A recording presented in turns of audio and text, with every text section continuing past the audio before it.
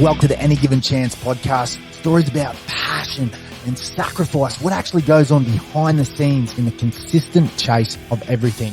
We're going to bring you some untold stories. Some of people you know, some of people you don't. These stories that we bring on with our guests are nothing short of inspiring and will get you out there chasing your own goals as well.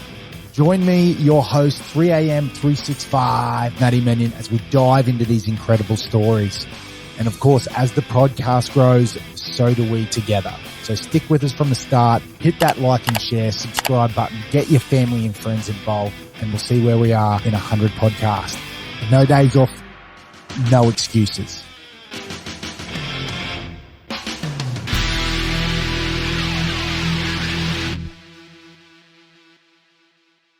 Four, three, two, one. The man, he's back. Let's go. How good. Welcome back. Any Given Chance podcast, passion, sacrifice, what goes on behind the scenes. And we are repurposing everyone. We've got the man in charge. He was the number one downloaded last time with 1,000 views. Breaking the internet. How good. My man, Jag, how are you? Yeah, good, brother. It's good to be back. Oh, it's been a while since the last time I come on, hasn't it? Yeah. A couple of years. So COVID hit, everything went crazy. Lots changed. Oh, lots changed. I actually wish I just kept going and just persevering with it. But It's a bit of a journey. yeah, work got involved and I was doing the fitness app at the same time. Yep. And I was doing like 4 other things and something had to go. Yep. And I thought after doing your story and doing Matty Brumby's story and a couple of other people, I thought, wow, like if people are willing to share these stories and these moments within their life, well, then I've got to do it right. Yep. I can't be half-assed in this. And not that it was half-assed, but, you know, I was just happy to just do a podcast and sit down and talk with someone. That's it. But when I started going on those journeys and doing that with everyone, I was like, wow, this needs more time and more appreciation. And lo and behold, we've got a podcast manager now, Lou Apollo. She's unbelievable in the background doing everything. So it'll be good to see. Yeah, and we get to produce all that content now, all the, you know, the 5-second gimmies, the 10-second, the sound bites. So get your sound bite on, bud. Yeah, that's it. But what's been going on in your world, man? What's been happening? Oh, the old saying, same old, going around in circles. But obviously since last time I come on, it's been a bit of a ride, a bit of a journey. A lot's happened. Obviously, last time we spoke, we touched base on a lot of things, obviously with riding and that. Pretty much just been busy riding. But a lot of things have changed too. Like I did majority of my riding for Michael Costa, and that was sort of my stable that I rode for. Since then, he's packed up shop and got an awesome opportunity over in Dubai, which he's killing it. But unfortunately for me, I sort of had to then go looking for more opportunities. So I was sort of left. I wouldn't say left on my own, but I sort of lost my main support. So since then, it's been a bit of a grind, just slogging it out, trying to find opportunities, trying to find that stable that can sort of give me what Michael Costa could. Yeah, he was propping himself up too. So he just done the hard yards. He you know, came up here, he set up shop, he'd been through the shit. You know, and he was starting to get like a few supporters. He was starting to get money in from, you know, proper guys so he could buy good stock. And then you're on the back of that, being one of the main stable riders, which was epic. And then all of a sudden he's like, all right, I got to go. Yeah. He said that in an interview as well. He goes, it was just too good of an offer to not go. I've got another mate who's over in Dubai at the moment building. Yep. And he's ringing me. He goes, get over here. He goes, this place is insane. He goes, he's going to be making billionaires. He goes, you just need to come and you'll make $1 million easy. Crazy, so, no waves though. But like you said, he's too good of an opportunity. Like he was just making a name for himself here. Everything he was doing here was incredible. Like his stats were just through the roof. And I always had a belief that in 18 months' time, if he had stayed here, he would have been competing in the top 5 trainers in town. Yeah. You know, with a bit more stock behind him, bit better class of horses and more owners. I think he really would have dominated, and I was kind of clinging on to that to wait to hopefully maybe that could take me to that stage, you know. But obviously now he's over there, he's killing it, he's smashing it. Like his first season over there, I'd read the things that he did and achieved, and it's just crazy. Like he's a bit of a freak. But what about that? How, like, if you're one of those Prince Sheikhs coming over, like how do you pick Costa out of the bunch? Like how did he get? I don't know. But no, congratulations to the man over there. But it was weird because you were hitting your straps as well. You come out of this podcast with us. We're all on this like zone, like I'm going to fucking conquer the world. Yeah. And I watched you do it. I watched you come out and you started ripping into training and you changed your diet and your energies levels went up, and then you were fighting, and then you're in the gym, like putting on muscle and everything, every one of your photos. So it must have been something like just not a reality check, but you know, when the world has you up here, it usually has a way of just saying, "Hey, come back." Guess what? But yeah, it was a stage in my career where like I was riding a lot of winners. I wasn't riding a lot in the Metropolitan, but I was riding a lot of Saturday winners at the provincials, and obviously Costa was putting me on at nearly every single one of his horses, and we were just having a good bit of luck. And what followed that was me putting in good work, and I always thought maybe the luck's coming from the work that I'm putting in. So I sort of stuck deep, and I was started training with a PT at Never Quit in Bundle, Jack Jeffries, and I was training, sometimes twice a day in the gym, just a lot of cardio, a little bit of strength, and I was probably in the best shape of my career, I reckon. Like I got super fit. I've always had trouble with my weight. The weight didn't come down too much because whatever sort of fat I was losing, not that there's much there, but whatever fat I was losing, I was probably putting back on in muscle, just toning up. But it was the fittest I'd ever been. I thought I was riding good, and everything just fell into place. And then sort of went into, I got a bit deep in the animal-based diet, like carnivore. Started following Paul Saladino. Yeah.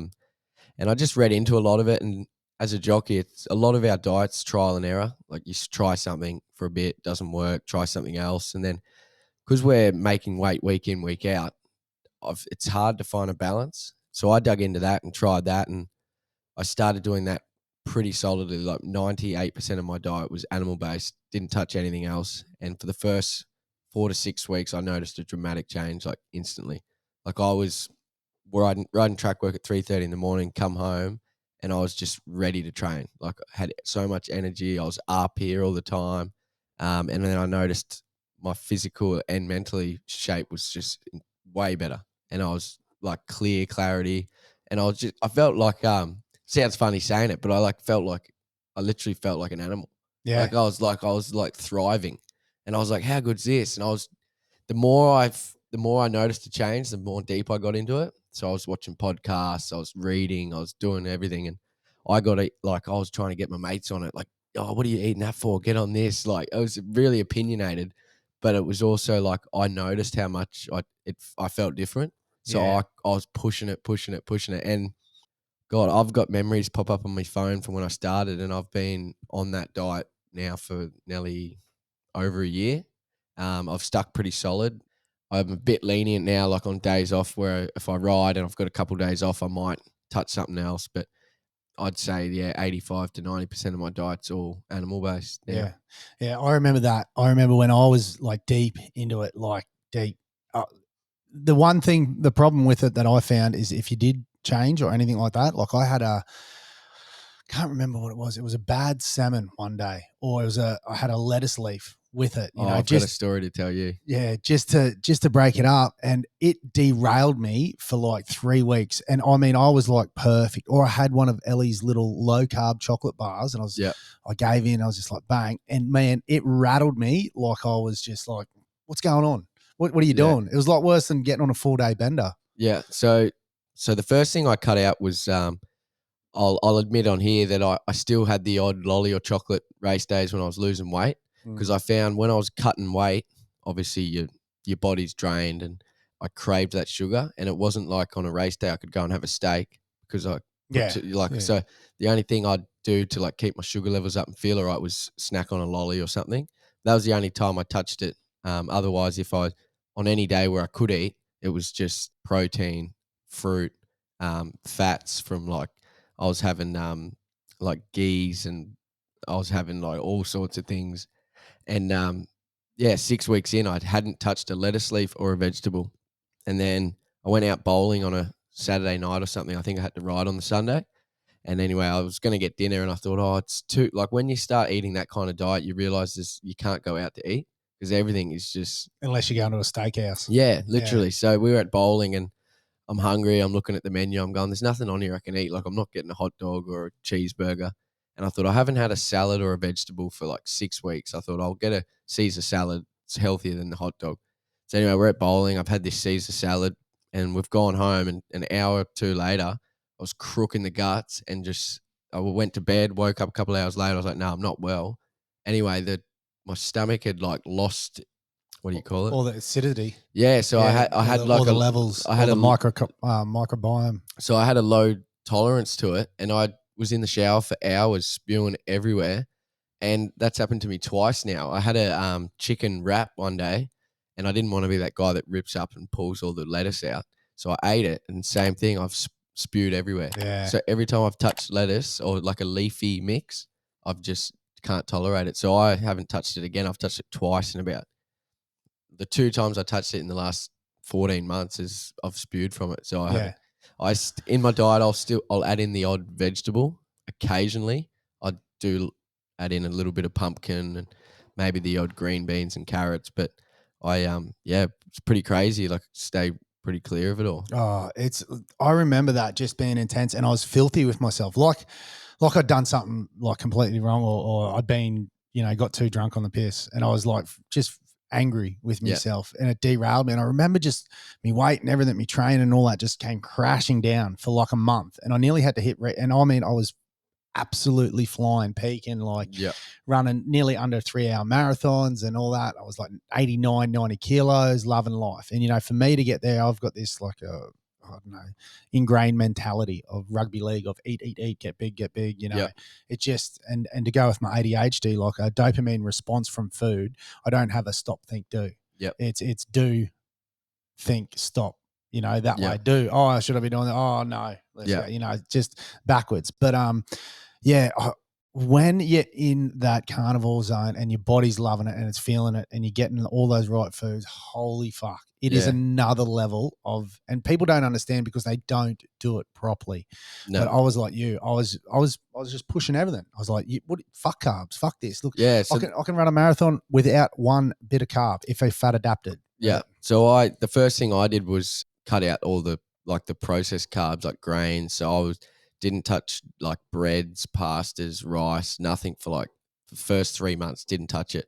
And I thought as a jockey, my weight comes from like the bloating, which I thought always come from the carbs, like the breads and pastas. Holding water retention. Yeah. So after a Saturday at the races, if I had Sunday off, I'd go on a Sunday morning, get a coffee and a bit of a pastry and whatever. And instantly your body just absorbs everything. And I felt bloated, and that's where all the weight come from. So when I cut that out, it was crazy even when I was eating breakfast, lunch, dinner on a day off with just protein and fats, I was staying lean and like heaps of energy.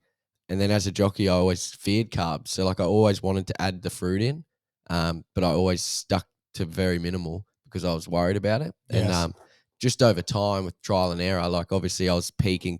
And then I got to a point where I almost was doing too much. Yeah. And I kind of burnt out a little bit. Yeah. And if anything, like my weight sort of was good. I was fit, but I wasn't getting any lighter.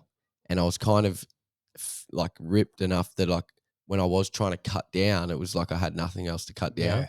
Yeah. So I, with a bit of time, like trial and error, I've like changed a few things up now. And now I'm actually, because I was eating probably too much protein, and I found that I love the steak and the red meat, and that's probably like the heaviest, dense type of protein. And I thought I was probably, if anything, starting to bulk a little bit. Yeah. So I cut back on the protein and started to add a lot more fruit and honey, and getting all my carbs from the fruit. And now I eat fruit for breakfast, lunch, and dinner, and I'll have the minimal protein, just enough to get by to what my body needs. Well, this is exactly how it should be. Sports specific. Yeah. You're a jockey. You're not a bodybuilder. You're not, running marathons like I'm trying to do, where, just the more protein I can get in is the faster I can recover, so I can train more, so I can run further.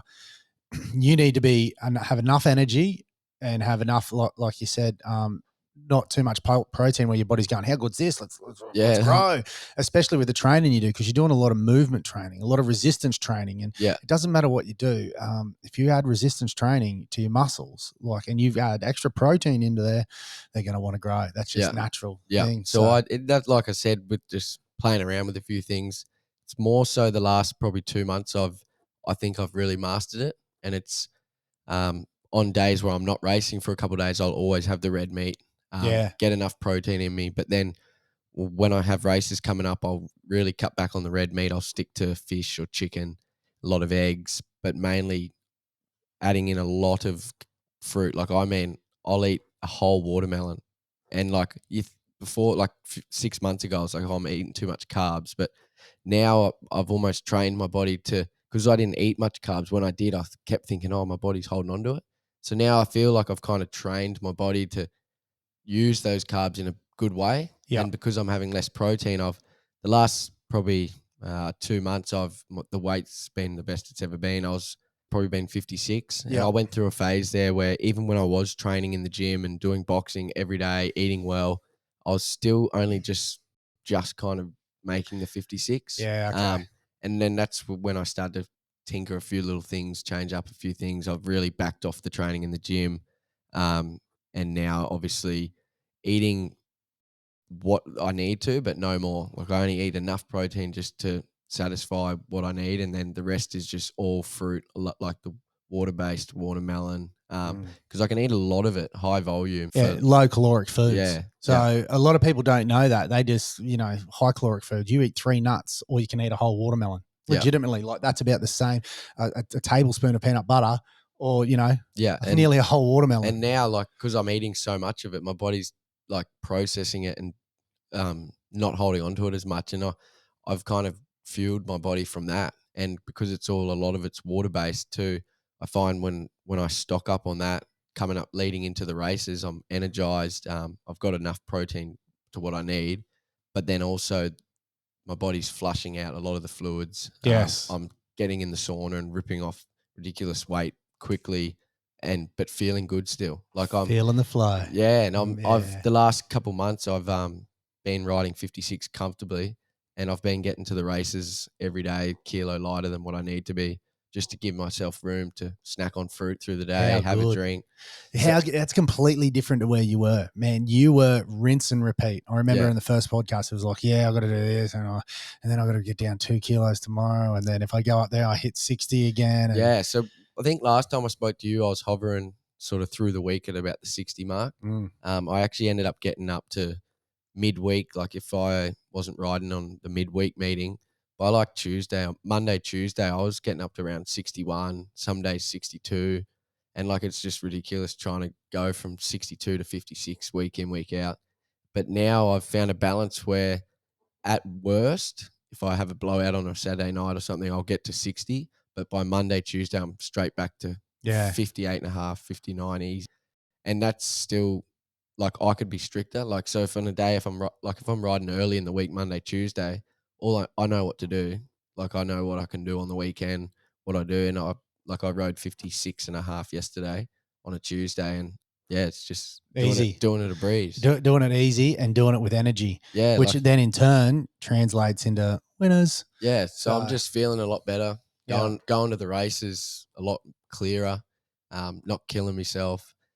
My minimum's still 56 at the moment, because I think while it's comfortable, I don't want to push it too much. Yeah. But I think if I keep doing what I'm doing over time, shortly, I think I can really get back down to riding lighter weights. Play the long game. Like you said, like you said, it doesn't need to happen this week. Okay.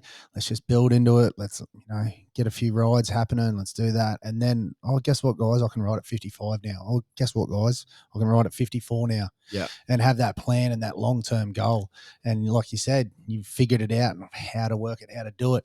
It's weird. Like, we speak about like your gut microbiome and how it changes and how it adapts to you are what you eat. And like I said, I spun the boys out on the Eat, Sleep, Repeat podcast when I told them I run marathons on 0 carbohydrates. Yeah. And they're just like, what are you talking about? I was like, yeah, but that for me, when I was losing weight, I go into a ketosis. So, your protein levels have to be a certain level.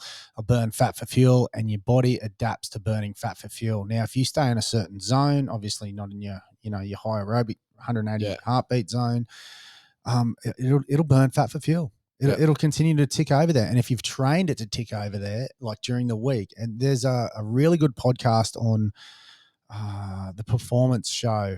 He's a physio over here. Can't remember, but he has great. He has triathletes. He has everyone on. But there's I think it's Dan.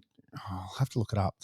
And he talks about saving your carbohydrates in long distance races. Yep. Because your body can only store 2,000 calories worth of it, hold it in your liver and everything like that.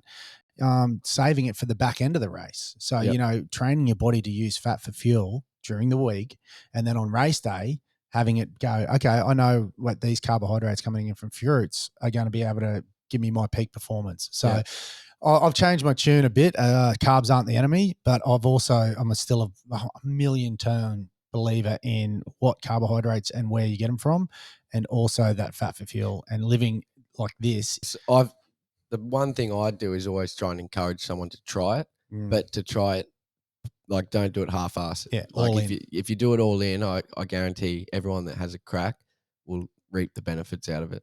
And that's got to let go of the sauces. You got to let go of most of the rubs. You got to get started. You have to go all in. Yeah, and I still did the whole time I was doing it. I still did, like I said, have the odd chocolate or lolly on race days or when I was starting to cut weight.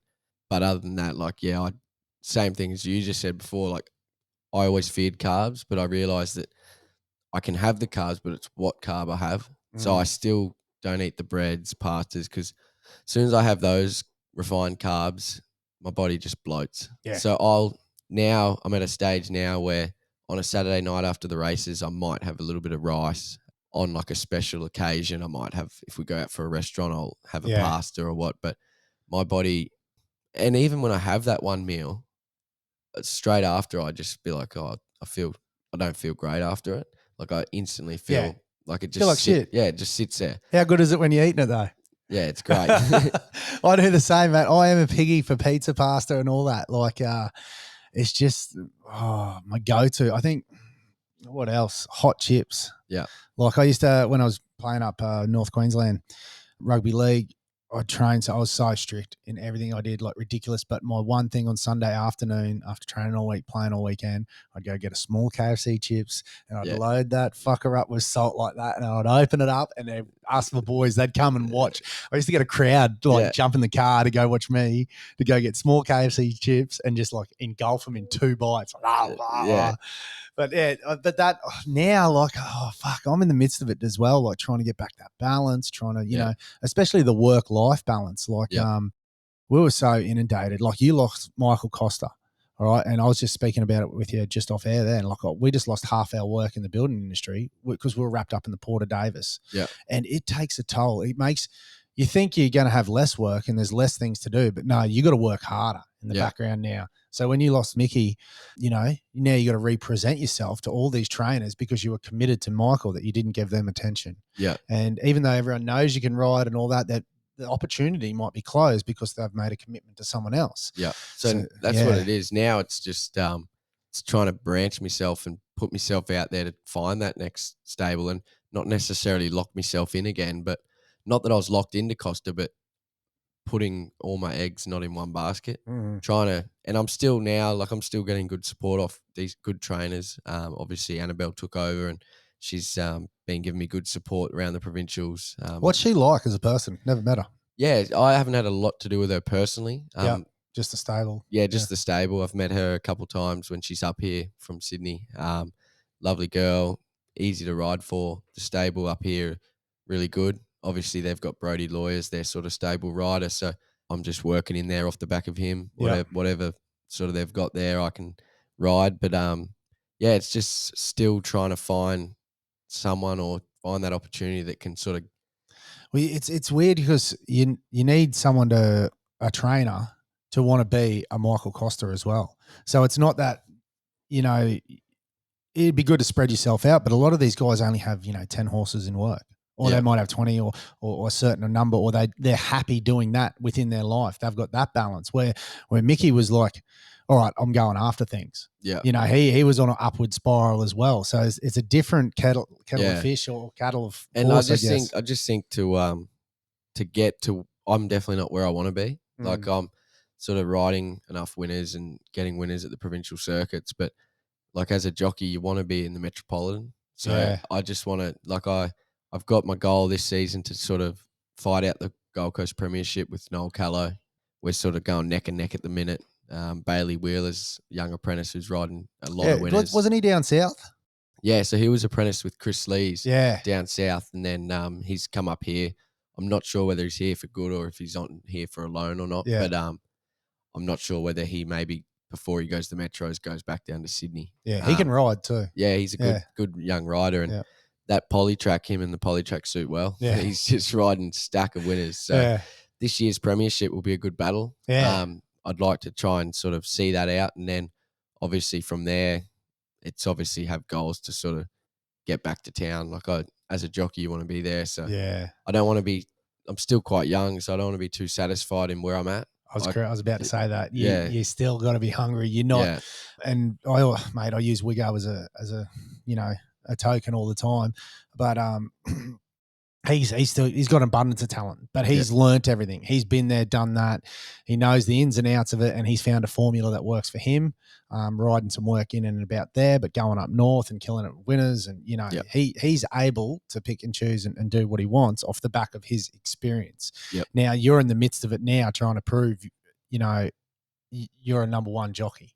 And you shouldn't be at Wiggo's stage of just, okay, I'm just going to ride for a living now and do that and pick and choose what I want to do and spend time with my family. Exactly your mentality, what you're just talking about. I'm not finished. I'm not done. I've got so much more to offer.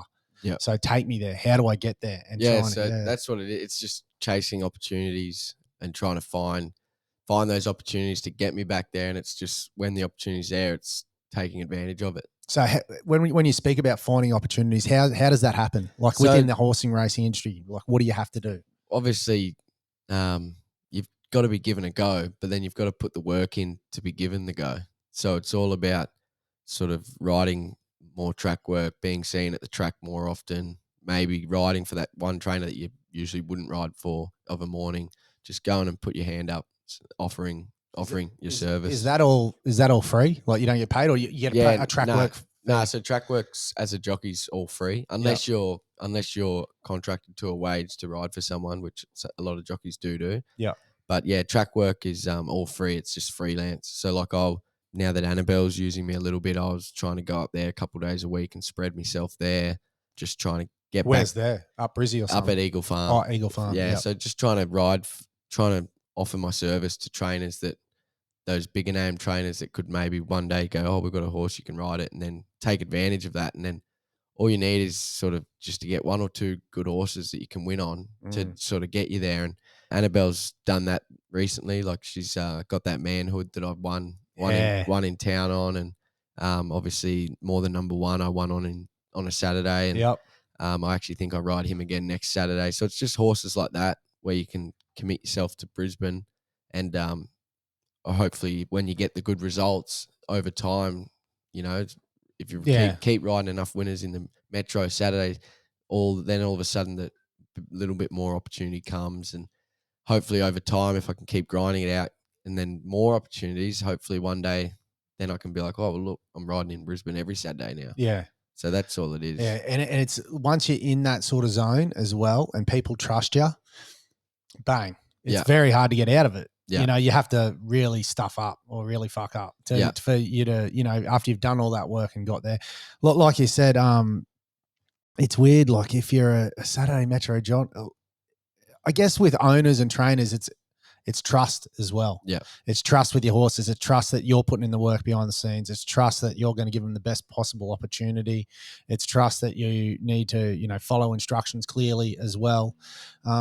And if you find someone like that to work with, like a lot of and you see this within Victoria racing a lot, a lot of the time the smaller trainers might jag Craig Williams or someone like that. And, go, oh yeah, no, we just don't tell Craig what to do. Not because 9 times out of 10, he doesn't listen. Anyway, he's going to do his own thing. But if you're trying to run your own business, like for me to have like that sort of output from random people, look, they can ride, they're great riders, don't get me wrong, champions, proven champions. But to just lose that control over my business and my company, as well, and especially trainers like you're doing a lot of work behind the scenes with the horses and whatnot. I'd love someone that I just know who's going to be 100% effort. There, show up every day, smile, high five, do everything as well. But as you stated before too, because I have been out of the metro since as an apprentice, like I've gone and rode the occasional horse for Costa, and I've got good results there. A lot of the time when I have been to town on a Saturday, I get a winner. And like the strike rate's there, and I've produced the winners. But as you said before, obviously everyone, like the door shuts of opportunity. Obviously everyone commits themselves to someone. So obviously all those bigger stables now, they're committed to the jockeys that they use. So like you've got the Stephen O'Days, the Gollins, they've all got their 3 or 4 jockeys that they use. So for me to come in and sort of expect a go is quite hard. So you just got to, it's just. Unless they grow and they need you. So same with like business with work. Like, okay, we got my couple of, renter crews and all that, do my business. And then, now we got enough work, or we got another 10 horses. Like, let's look at bringing someone on. Yeah. And I guess you need to be doing a little bit of a, sneaky count or something like that. Like, you getting a bit full, guys. You got too much work. Like, I'm here. Hey, guess what? Oh, look, it looks like you got another 5 new ones in. Why don't I just, jump on one of them for you? It's funny too, because I think it's a funny little click, because I think when you're riding at the provincial circuits every week, you kind of get labelled as a provincial rider, and it's a bit of a trap. So if you're at the Gold Coast every week, that no one wants to use you in town. They're more than happy to use you when they've got horses running at the Gold Coast. Yeah. But you get like a brand, you get branded as like a Gold Coast jockey. Well, look at the North Queensland boys, like Justin Stanley, Ash Butler. They can ride. They're really good jockeys, but they're North Queensland jockeys. Yeah. What are you doing down here, mate? You get labelled there. So I think to be in town, you've got to sacrifice everything and be there every week, whether it's 1 horse, 2 horses.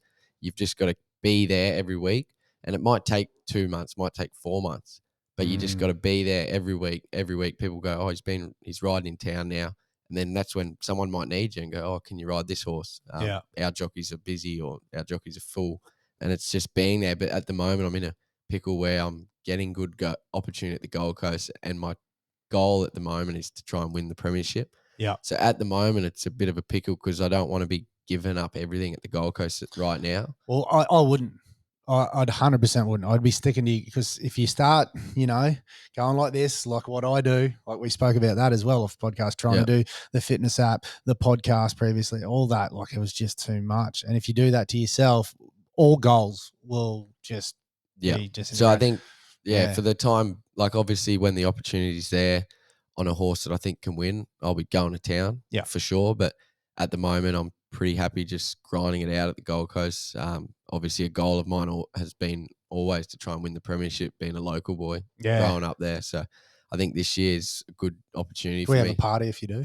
Yeah. Start celebrating. I'll get you like a UFC belt and put it around you. Yeah. So, so I really want to, I think this year's a good opportunity for me to actually achieve it. So I think I just want to keep working hard. Obviously riding more work up in Brisbane can help also, because those trainers will bring horses down here. And then also the Gold Coast is growing. A lot of renovations are happening.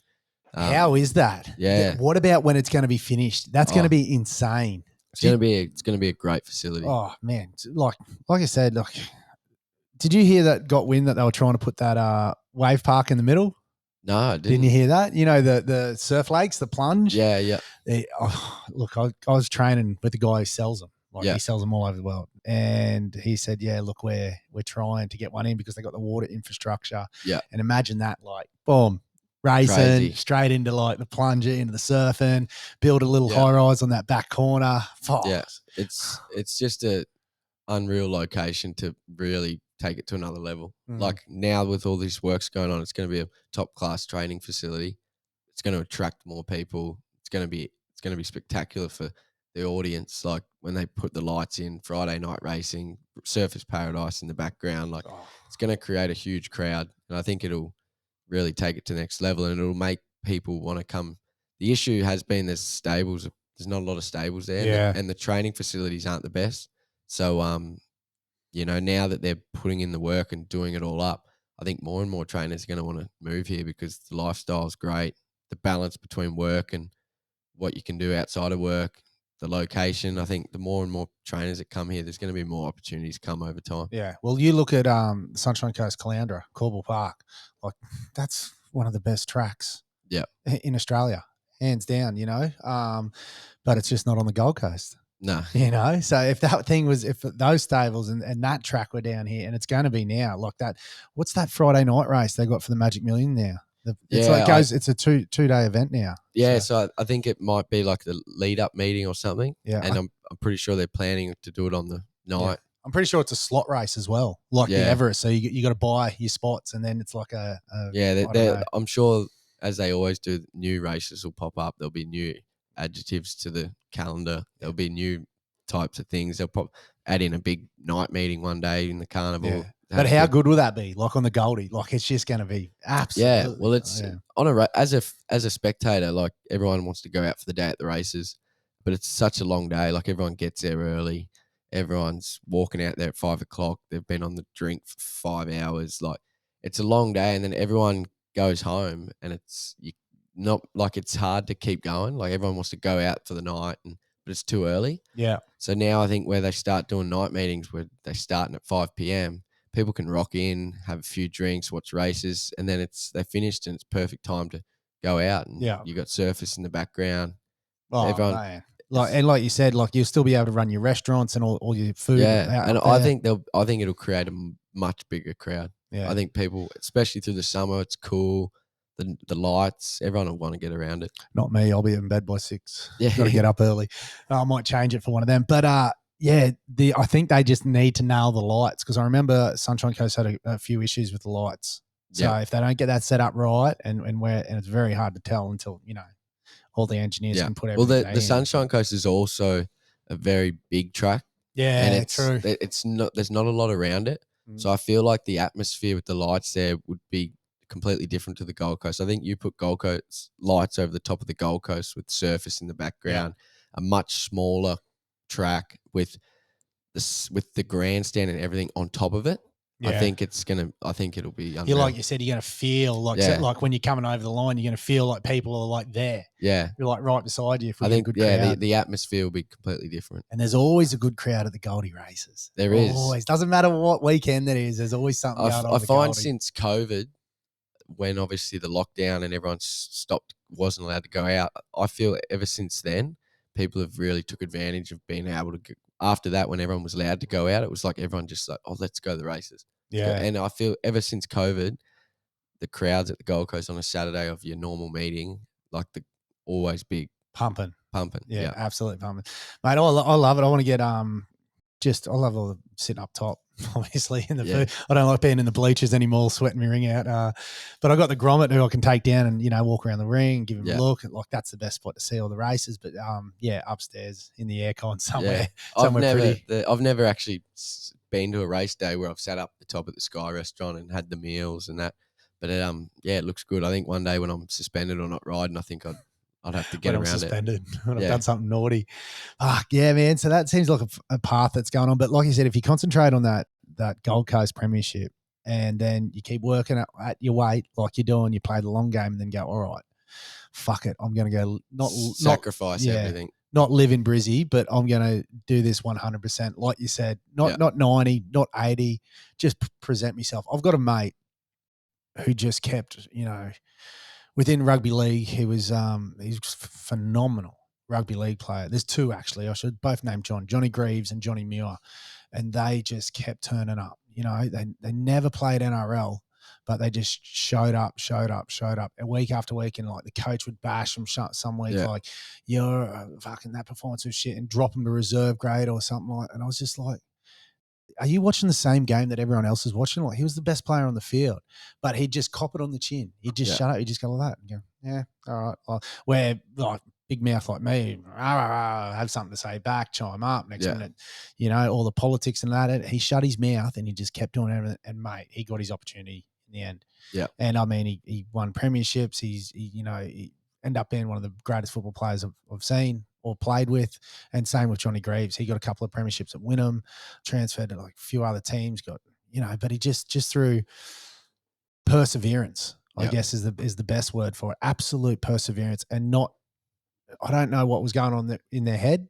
Yep. Like when they got shit on, but they didn't. And I Poker think, face. yeah, Poker face. I think the biggest thing too, because you can easily look at someone else and compare yourself.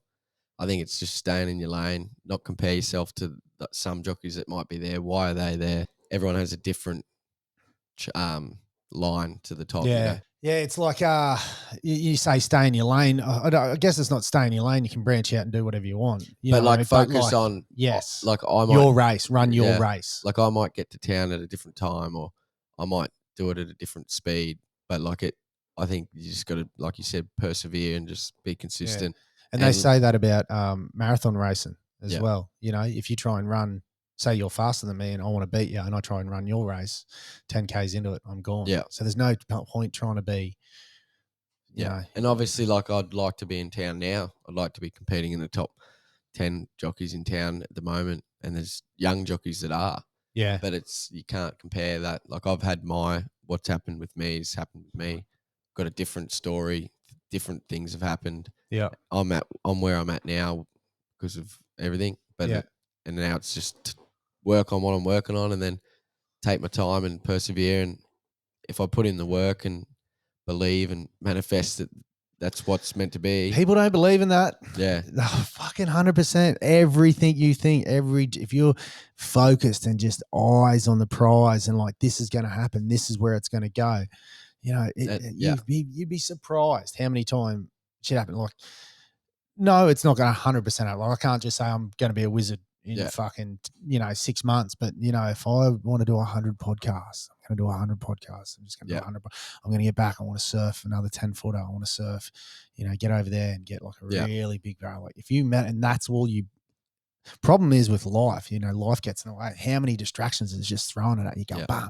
Hey, Jag, by the way, my mates are doing this. Let's go here. Let's do that. And I love looking at Ryan Maloney's sort of story. Like he was in Melbourne. He's always a great jockey, but he was sort of struggling in Melbourne a bit, come to Queensland, sort of reboosted his career. Like he sort of was killing it with Toby and Trent, got an opportunity with Golan, won the Brisbane Metropolitan Premiership, come out and won the Magic Millions, and then off the back of winning the Magic Millions, opportunities in Sydney. He's been riding like people. It was sneaky, eh? Like I'd seen him on a couple of Annabelles and a couple other little ones at roughies, and I'm like, this thing's going to run well here. Yeah, and he give him a peach. Yeah, and proved it. Like and I look at it like I'm as much as I want to be the goal where I want to be. I'd love to be there now already. Yeah. I think if I did things differently and chose a different path early on, I think I could have maybe been somewhere different, but I chose the path I chose, did what I did. So now it's just about getting back. Yeah, but that's hindsight. You can't. No, I know what you're saying. You relive all these moments and like, if I just did that there and tweak this a bit. But the point is, like, I always talk about it. I don't know how many times I say over and over, 0.0, or starting again. And then everything is moving forward from here. So it's there. It's like, this is my path. This is the go. Yeah. But you got to live and die by your decisions as well. Yeah. And I don't regret anything. I've enjoyed every bit of it. I still enjoy riding. I'm still hungry to get where I am, get where I want to be. So I think, and because I am still younger, I think, a lot of them say that you're not probably a fully furnished rider till you're in your 30s. So I think I've still got 5 or 10 years to really polish myself. So. Pick up some sneaky little Jag secrets. Like, guess what? If I do this, I'm going to go bang, inside, outside. Let's just keep over the next 5 or 10 years, as long as I'm still hungry and want to achieve those things, I just work hard and hopefully 5 or 10 years later, I'm talking a different story. Yeah. So what are you doing outside of racing? You still surfing, banging them out? No, so I haven't been surfing a lot lately. Why? I just lost the bug for it a little bit, I think. Comes and goes, doesn't it? Yeah. So I've probably surfed once in the last 2 months. Wow. And the times I go out, it's only ordinary. So it's just like, what's the point? It's the same as anything though. Like you gotta get those first 2 or 3 surfs out of the way, find your feet in the wax again, and then mate, why did I stop doing this? Yeah. But then when you ask that question, next minute it's flat for 2 weeks. And you're like, so I went through a phase where because I'm always on and off with it, and I went through a phase probably 6 to 12 months ago where went through about 3 months of surfing every day, got the bug for it, I was loving it, and then I kind of went off again. But lately I haven't been surfing much, and I was just as we were talking earlier, finding the balance with training and that. I've really slowed up the training in the gym because I was sort of bulking a little bit, trial and error with a few things. Now it's more still do me boxing training twice a week, do the occasional little run or swim. I was getting into the running a bit there actually, but I find it hard to sort of maintain and keep. Yeah, because it does drain a lot of calories and a lot of energy. Yeah, so I'd run every day. I'd run 3 or 4 days a week for about 2-3 weeks, and then I'd stop running. Then but I've stuck to the boxing. I like the boxing twice a week with a PT. Getting some good hands on you too. Yeah, so I just like that's.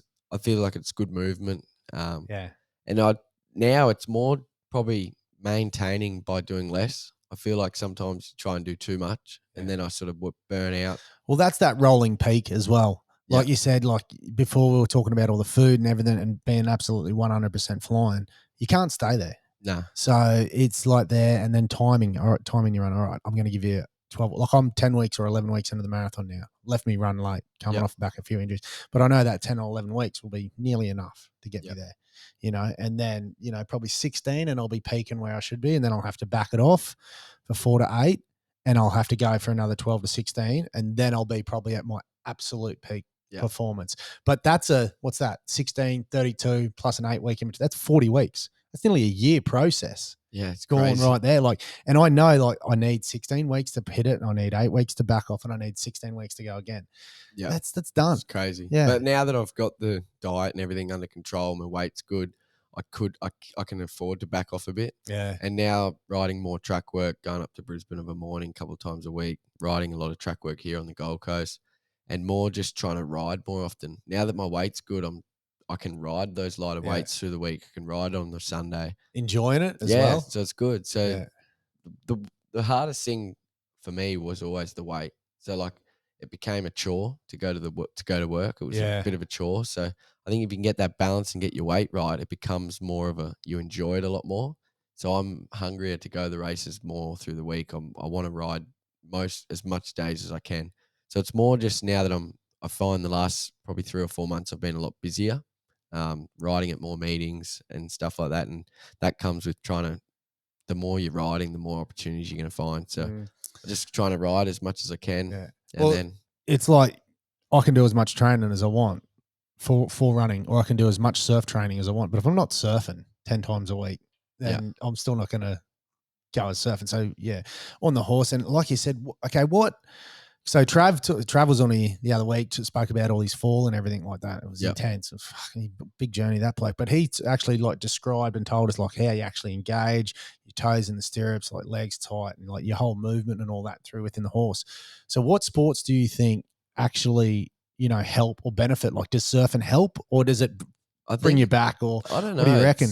I don't know. Because you've done a bit of the full gym movement. You're in there with Next Level and that boxing, surfing. I mean, you're an athlete and everything. So it's sort of hard to pinpoint one direct thing. I think it's like a lot of the riding comes through strength. I don't think it's not necessarily strong. Like obviously you want to be strong, but I think it's all strength and more like agility, like movement, being loose.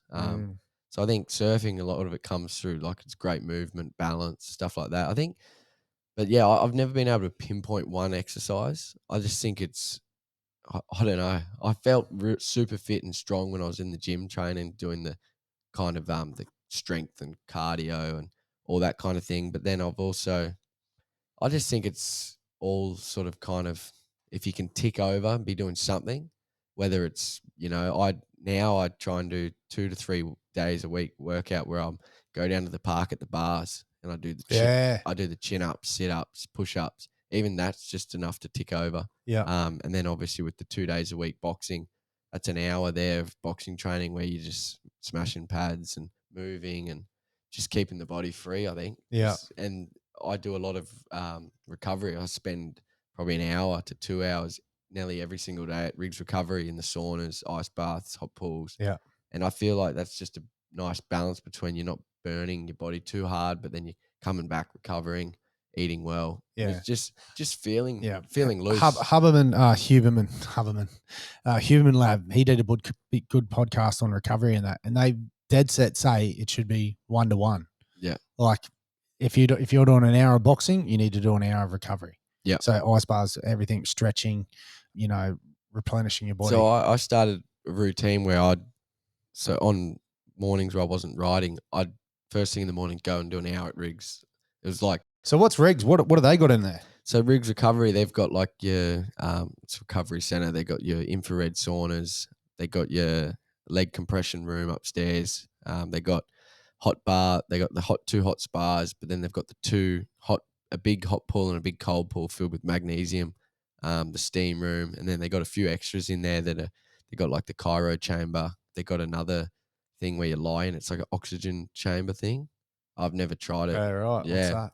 I've never actually tried it. I don't know what it is, but I usually just use the facility for the saunas, the steam rooms, obviously to sweat and use Do they have like a membership or what's the go? Yeah, so you can pay. I think it's $25 for casual. Yeah. You can stay there as long as you like, but I've been a member there for a long time now, and you pay your monthly thing, and I can use the facility as much as I want. Because that's what I found. RMC around the corner, there's no membership.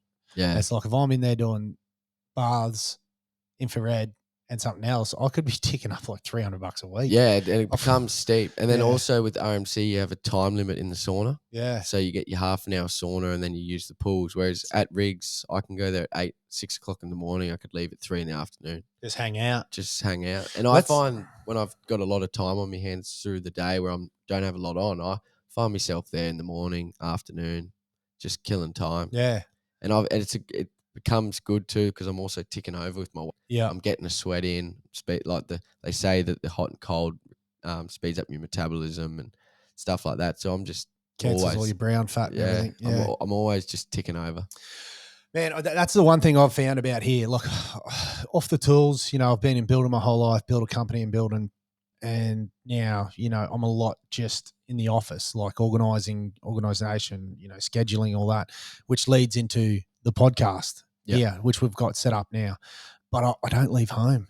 Yeah. And it's starting to eat. I walk inside and by the afternoon, I grab the boy, Sonny, what do you want to do in the RV? He's at that 2-year-old. Oh, skate park, bike ride. Sweet. That's me. Let's go get out of the house. But I don't even want to eat at home. If I get an opportunity with Elle, I'm like, because I used to love cooking. Yeah. I'm like, Elle, we're going out for lunch. Yeah. Let's go. I need to get out of here. So like something like Riggs, like, okay, my dream, and I've been saying this on repeat. I sat down for like 8-10 hours the other day and I thought, fuck this. I'm going to think about what I want. Like, this is what I want.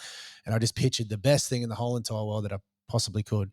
And it was like a place like Rickshaws or North Burleigh Surf Club, but it was just like gym mats everywhere. There was training, there was everything going on. And then there was mad recovery in the corner and sauna. And I just thought, if I could live that, that'd be the best life, and have the podcast over there and have everyone come in and just train, open up, check the waves, get some boards. I see a lot of those kind of facilities in Bali. Yeah. I've never been there, but I see like it's like a community. They have the gym there. They have the pools, recoveries, right by the beach. They have the cafes. Man, coffee store. I just thought that would be the best life ever, so we can actually, so now I'm like, Riggs would be good because I'd go there as well and hang out there for 2-3 hours. Like, it's whether I'm not talking to Elle or the boy, even though we work from home, like I'm still knee deep in work. So to be able to do a sauna, come out, do an hour of work, 2 hours, sit in the corner, even somewhere like that. I know you probably can't take your computer in the steam. That'd be idiotic, or the sauna, fucking burn it straight away.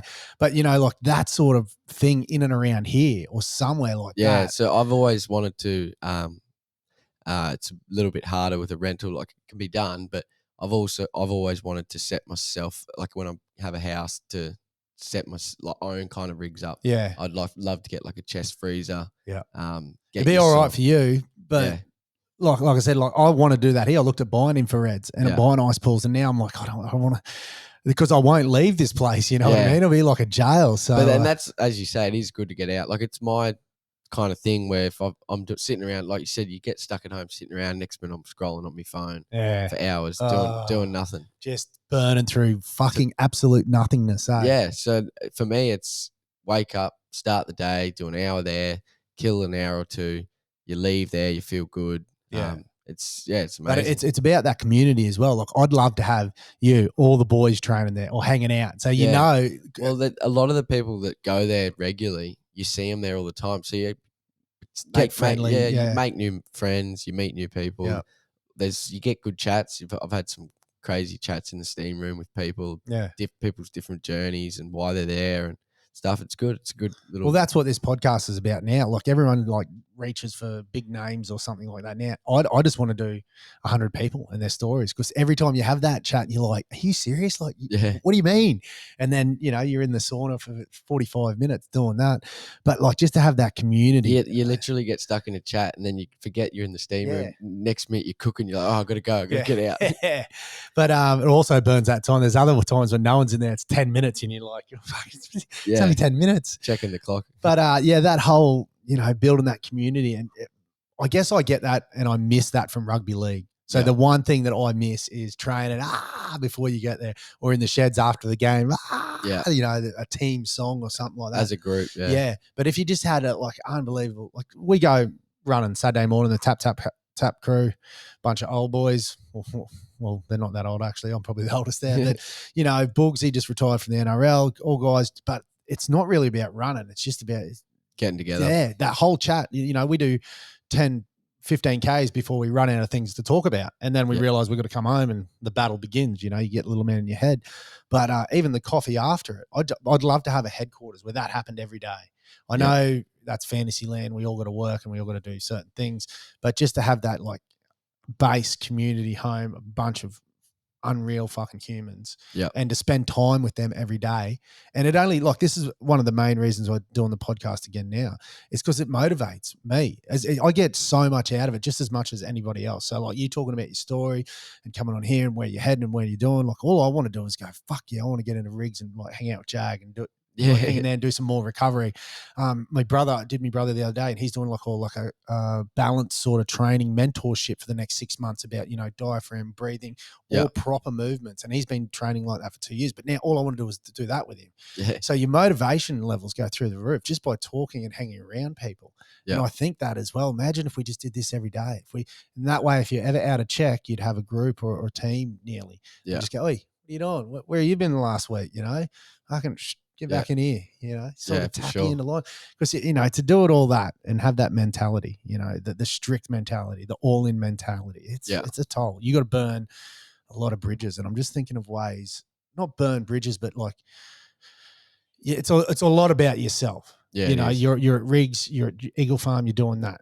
I just wish there would be a way to incorporate nearly like a Mark Wahlberg entourage sort of situation. We take everyone where we're going. At my company and business is going, the podcast is going there. Good. I'm going to take all my friends and family with me. You're going racing and doing that. Good. Let's share this journey and go together. So, you got the back end support of everyone there and who just wants to see you successful. I think that'd be, something. And that's, I guess, what I'm trying to grow here. But that's the dream anyway. Nah, for sure. All right, we're rounding out on about an hour. Happy with that? Stoked. Good to have a chat again. Fucking oath. And like I said, we're going to stay on this journey. So, mate, 6 weeks, 8 weeks after you bang a few more winners, get back in here. Bring in one of the boys, bring in someone else and we'll start chatting about that. And life's that busy, lots happening. So hopefully, next time we jump on, there'll be something new. Yeah. Something new going on. Mate, I might actually get a podcast room. I might just start doing it at Rigs. Set up somewhere. I don't know. I've got all these ideas. So we'll see how we go. It's good. All right. Give us a like, share, follow. You can see Jag on all his socials. We'll have he's going to put up some content as well. So what we do with our content now, and rather than just sit here and watch us talk, is we integrate all his sort of photos, all his videos, shit that he's doing, so you can really get to know the guest along the way. That's going to be on YouTube. All our little 5-minute, 5-second clips and little videos, that'll be on Instagram and TikTok at Any Given Chance Podcast, or at Any Given Chance. There's 2 handles. Yep. And enjoy. What I'll do is I'll drop box you just some samples of diets, food ideas, couple training clips. Perfect. And then maybe some recent winners. Yeah. A couple of things like that. Everything. Like you said, like some of you, like, go into your story archive. This is what I tell everyone. Go into your story archive, because you're basically sharing your journey every day anyway. 90% of people do. And you got some really good content in there. All your steaks, or your cooking. Yeah. Like you said, your diet, what you sort of follow that day. Yeah. And I'll also get a couple things that I've got from Paul Saladino, who was basically taught me everything about the animal-based diet. Yeah. A couple of interesting points there. And I know Elle, my wife, she's full on into that, because I'll just touch base quickly on that. After she gave birth to Sonny, she got a crazy autoimmune syndrome, SUSAC, like it attacks your eyes, ears. So basically blind and deaf. They picked it up within 2 weeks. They reckon she could have been blind and deaf. But everyone we spoke to about it didn't speak about diet. I kept asking them diet. And then I was just like, look, autoimmune syndrome, Paul saying all this great stuff, switch it up. The good thing about him too is he was a certified doctor who went to university and high degrees, everything. Yeah. So he's been there and been here. Yeah. And he's just putting it into a perspective of, hey, let's look at it from a different view. Yeah. Instead of everyone just wants to go to the doctor, get medication, that's right, do this. Instead, he breaks it down very great to how a lot of it stems from your gut and what you're eating and your health. So it's it's been a great educational page for me. I love following his videos. He's always learning something. And he explains it. Yeah, so he's not just talking crap. He's actually got the fact behind it to back it up. So he's giving you all this education, but also he's got the facts there behind him to back it up. Yeah, and explains it in a way that us non-doctors, I mean, there's Dr. Sean Baker, Paul Saladino, there's a bunch of carnivore guys, a few good books out there. That a lot of it is beginner carnivore stuff now. And once you get past that, like where we're at, you really want to get into the nitty gritty and why and what the microbiome's doing and how does this affect and your inflammation in your body. But that's another podcast we'll do, eh? Yeah. Yeah. All right, people. Thanks very much. I'll see you soon. Thanks for having me on. Woo!